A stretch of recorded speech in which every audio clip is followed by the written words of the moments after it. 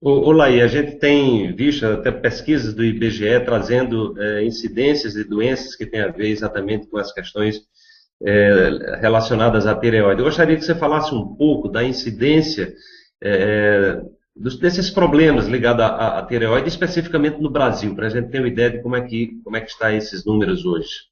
Eu diria que mais de 50% dos brasileiros têm algum comprometimento com a tireoide.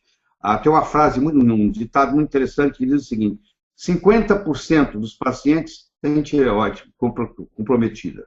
Desses 50%, nem 50% é diagnosticado. Dos 50% diagnosticado, nem 50% é tratado. E dos 50% tratados, são mal tratados.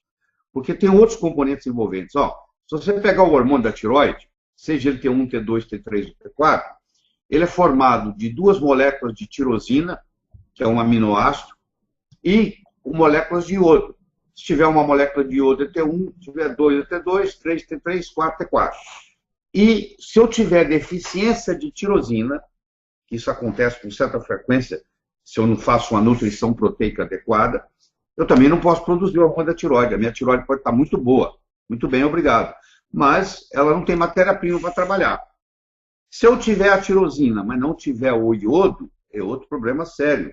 O NHANES, que é um estudo que é feito nos Estados Unidos a cada 5 anos pelo Departamento de Agricultura americano, mostra que nos últimos 30 anos a queda do iodo na nutrição caiu 50%.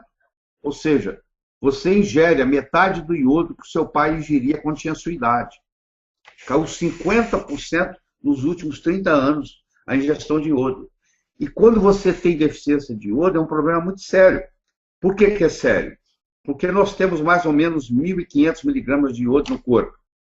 Só 50 miligramas, ou só 3,3% está na tireoide. O seu esôfago precisa de iodo, o seu estômago precisa de iodo, a sua próstata precisa de iodo, na mulher a mama precisa de iodo também, os ovários, a pele, muito importante para a pele, uma pessoa que é atleta, que sua muito, cada vez que ela tem uma sudorese numa corrida, por exemplo, ela perde iodo e magnésio. Esses indivíduos que você vê com morte súbita, de repente estava fazendo a sauna, morreu. Fazendo sauna. Quem morre fazendo sauna, o que é? É deficiência de magnésio, porque estava suando muito ali, e depois dos 50 anos a reserva de magnésio vai diminuindo, você está cansado de ver atleta morrer em maratona, cair morto, por falta de magnésio.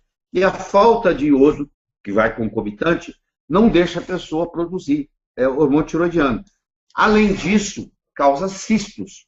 Então, vem cisto da tireoide, vem cisto de mama, vem cisto do ovário, vem cisto da próstata. Ou seja, todas essas glândulas, se elas não têm o iodo suficiente, elas começam a formar cistos.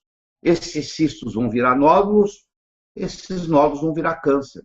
Então, uma deficiência de iodo, a longo prazo, pode causar um câncer de mama, um câncer de tireoide, um câncer de próstata, um câncer de útero, um câncer de ovário.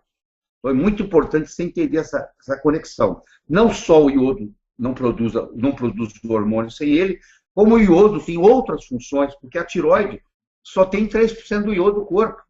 A pele tem 20%, o músculo tem 30%, o tecido adiposo tem 32%. Então, quando falta iodo em todos esses lugares. E na medicina, infelizmente, nós temos o que nós chamamos de iodofobia.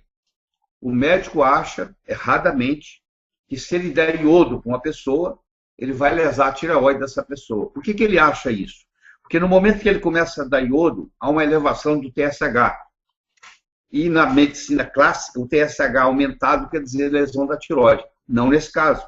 Quando eu começo a dar iodo para uma pessoa, eu começo a desintoxicá-la de bromo, de flúor, de cloro, que são os outros halógenos que competem com o iodo. E nesse processo de eliminar esses outros, eu começo a ter problemas. Eu posso ter até a coisa que eles chamam de alergia de iodo, que na realidade não é alergia. Ninguém tem alergia a iodo inorgânico. É justamente a reação de Hersheimer. Hersheimer era um médico alemão que mostra que muitas vezes para você curar, você tem que piorar um pouquinho primeiro, porque se eu estou fazendo um detox em você, e 90, 95% das toxinas fica no tecido adiposo, que elas são lipossolúveis, eu começo um detox, o que acontece com o detox? A toxina sai do tecido adiposo e vai para o sangue. E aí ela vai para o cérebro, aí tem uma reação, dor de cabeça, entendeu? Tem o chamado Hersheimer. Então muitas pessoas pensam que estão piorando, na realidade estão melhorando.